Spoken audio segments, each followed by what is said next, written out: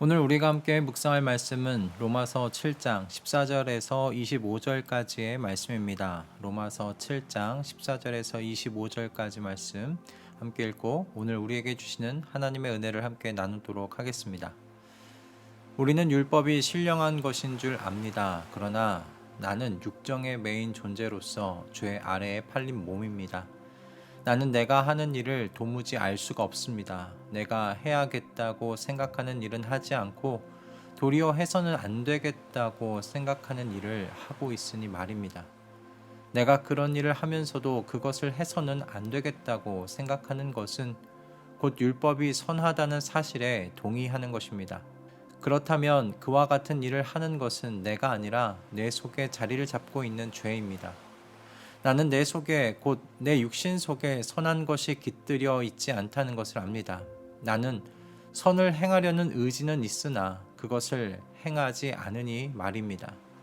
나는 내가 원하는 선한 일은 하지 않고 도리어 원하지 않는 악한 일을 합니다. 내가 해서는 안 되는 것을 하면 그것을 하는 것은 내가 아니라 내 속에 자리를 잡고 있는 죄입니다. 여기에서 나는 법칙 하나를 발견하였습니다. 곧 나는 선을 행하려고 하는데 그러한 나에게 악이 붙어 있다는 것입니다. 나는 속사람으로는 하나님의 법을 즐거워하나 내 지체에는 다른 법이 있어서 내 마음의 법과 맞서서 싸우며 내 지체에 있는 죄의 법에 나를 포로로 만드는 것을 봅니다. 나는 비참한 사람입니다. 누가 이 죽음의 몸에서 나를 건져주겠습니까? 우리 주 예수 그리스도를 통하여 나를 건져주신 하나님께 감사를 드립니다. 그러니 나 자신은 마음으로는 하나님의 법을 섬기고 육신으로는 죄의 법을 섬기고 있습니다. 아멘. 예수님께서는 언제나 예수님을 따라오려는 사람들에게 찬물을 끼얹으시는 그런 특기가 있으셨던 것 같습니다. 제가 볼 때는 말이죠. 주님을 따르겠다고 오는 사람들에게 주님께서 어떻게 말씀하셨습니까? 여우도 굴이 있고 하늘의 새들도 보금자리가 있지만 주님께는 그런 곳이 없다고 말씀하십니다. 이게 무슨 말입니까? 따라오라는 말입니까? 따라오지 말라는 말입니까? 정말 찬물을 끼얹으시는 것 같아요. 근데 뭐 어디 그뿐입니까? 주님을 따르는 사람들은 자기 십자가를 지고 따라와야 할 것이라고 말씀도 하셨어요.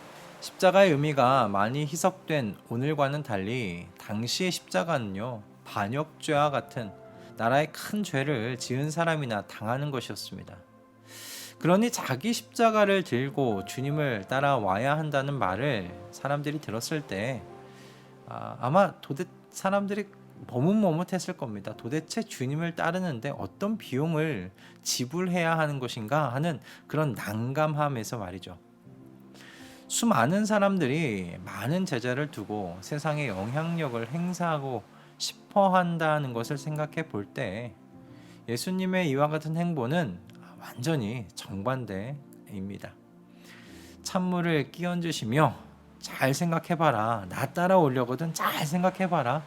지금 뭐 그렇게 말씀하시는 것 같으세요. 그런데 정말 주님을 따르는 삶은요, 핑크빛만은 아니죠. 주님의 품 안에 안겨서 평화와 평안 그리고 아늑함과 같은 그 깊은 사랑의 교제를 주님과 정말 누리지만 이것만 있는 것은 아니라는 말씀입니다. 어쩌면 더 많은 부분은요, 내가 전쟁터 위에 있는 병사 같다고 느끼는 것이 아닐까 그런 생각을 해봅니다. 참으로 예수 그리스도를 주님으로 모시고 하나님의 자녀가 된 것으로 끝나는 것이 아니라 바로 그때부터가 시작이라는 말은 성도의 삶에 있어서 성도의 어떤 생애를 잘 표현하는 또 그런 이야기 아닌가 생각을 해봅니다. 그리스도의 사람, 그리스도인이 되었을 때 겪게 되는 것이 무엇이냐면 죄와의 싸움이기 때문입니다. 그 전까지는 사실 죄와 싸울 필요가 없었죠. 왜냐하면 그 전에는 내가 원하는 것을 하면서 살면 되었기 때문입니다. 이 대한민국의 법의 테두리 안에서 우리가 원하는 것을 하는 건 문제가 되지 않았고요. 우리의 마음도 이런 것들로 인하여서 고민되지도 않았습니다. 고민하지도 않았어요. 그러나 참 그리스도인이 되면요, 성도 안에서 처음 느끼게 되는 증상들이 있습니다. 바로 내가 원하는 것을 하고 싶은 이 욕망과 하나님이 원하시는 것을 하고 싶은 이 새로운 욕망의 충돌입니다. 그 전에는 이런 충돌이 여러분 안에 일어나지 않았어요. 내가 하고 싶은 것을 이루면서 사는 삶 너무나 당연하죠. 그것을 막는 것은 아무것도 없었습니다. 그런데 이제 하나님의 자녀가 되었고 하나님의 영이신 성령께서 오심으로 새 정신을 성도의 마음 가운데 넣어주셨죠. 바로 하나님을 기쁘시게 해드리고 싶은 열망. 그래서 하나님의 모든 말씀에 순종하고 싶어하는 바로 그 정신입니다. 그래서 이 두 마음이요, 우리 안에서 싸움을 벌이기 시작합니다. 그래서 평화와 평안, 그리고 하나님과의 깊은 사랑의 교제, 그걸 경험하지만요, 실제로 하루 중 많은 부분은요, 영적 싸움을 경험하게 되더라는 거예요. 사도 바울이 성도의 이런 삶의 경험을 오늘 본문의 말씀을 통해서 지지해주고 있어요. 사도 바울은 말씀에서 자신은 하나님의 길을 가기를 원하지만 내 안에 거하는 죄와 내가 싸우고 있다고 말합니다. 하나님께서 나에게 찾아오셨고 하나님께서 나를 다스리시지만 하나님의 이 다스림, 이 통치가 아직 완전하게 이루어지지 않았다라고 말하는 것이죠. 하나님의 선한 것이 자신의 육체를 장악했습니다. 그래서 어떻게 되었는가? 이제 자기가 선을 행하려고 계획할 때마다 무엇을 보게 되냐면 나에게 악이 함께 있다는 것을 보게 되는 거예요. 이에 대해서 어떤 주석가는 이렇게 표현했습니다. 사람의 내면 중에 내주하고 있는 죄의 손길이 닿지 않는 보호구역은 없다. 사도 바울이 여러분 이 두 법 사이에서 싸우는 영적 싸움을 경험한 겁니다.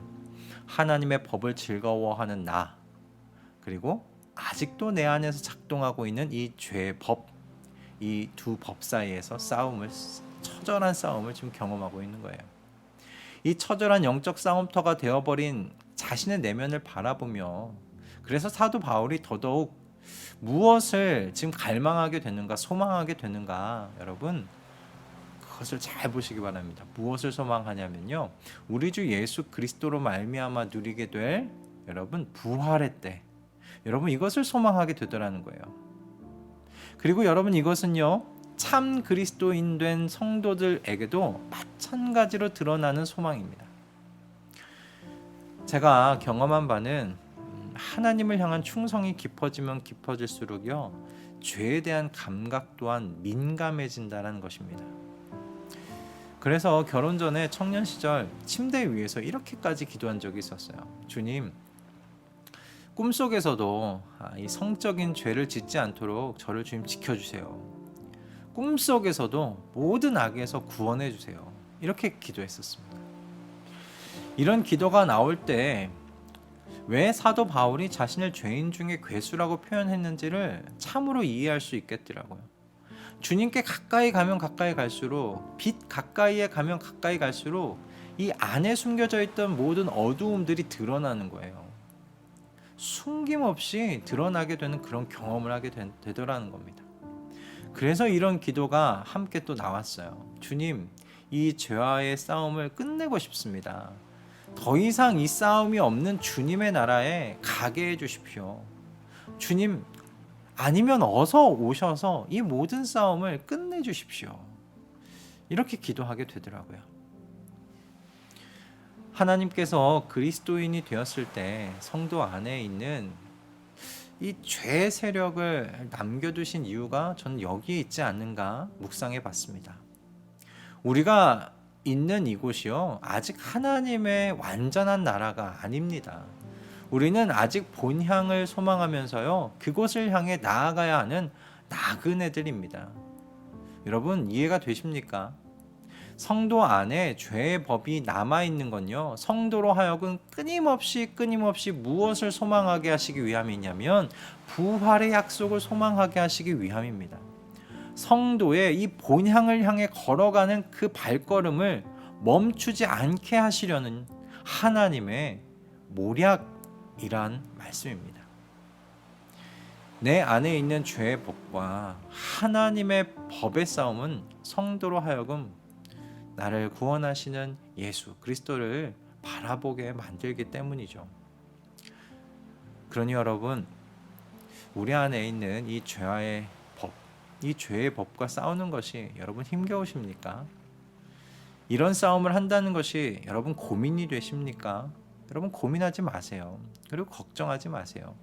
성령과 함께 지내시더라도요, 정상적인 그리스도인의 삶은요, 격렬한 이 싸움터 위에서 사는 겁니다.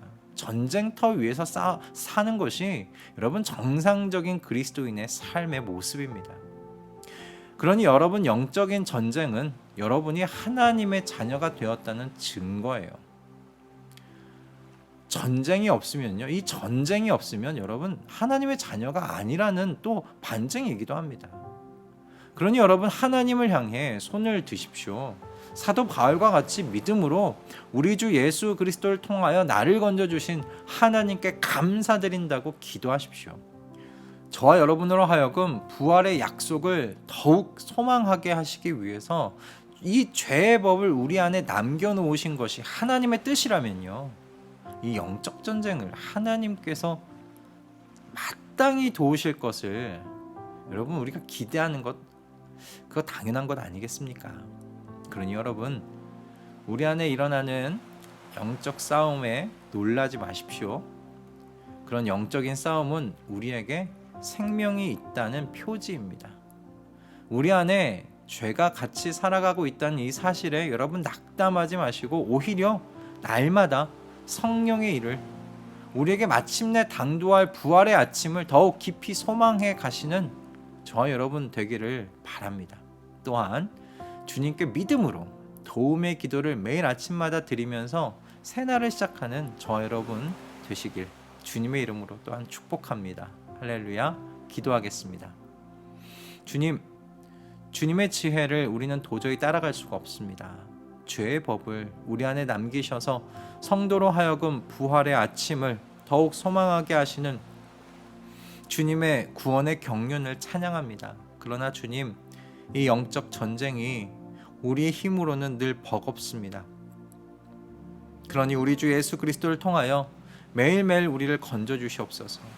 이 전쟁에서 주님의 능력을 힘입어 승리하는 우리가 되게 하여 주시옵소서. 매일마다 그렇게 주님과 함께 본향을 향해 걸어가는 우리 나그네들 되게 하여 주시옵소서. 우리를 이 영적 전쟁에서 이기게 하시는 주 예수 그리스도의 이름으로 기도드립니다. 아멘.